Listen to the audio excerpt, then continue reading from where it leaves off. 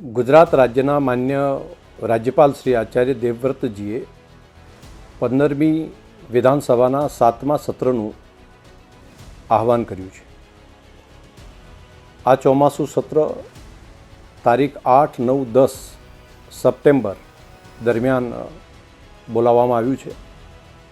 ગુજરાત વિધાનસભાએ જેની અંદર માન્ય ધારાસભ્યશ્રીઓ પ્રશ્નો પણ પૂછી શકે તે માટે આજથી કરી અને તારીખ 18, 19, 20 ઓગસ્ટ સુધી તેઓ પોતાના પ્રશ્નો ડાયરેક્ટ પણ નોટિસ આપી શકશે અને અહીંયા આવીને પ્રત્યક્ષ રીતે પણ દાખલ કરી શકશે. તો એક ઓનલાઈન તેમજ પ્રત્યક્ષ આપવાની બંને પદ્ધતિ ચાલુ રહેશે.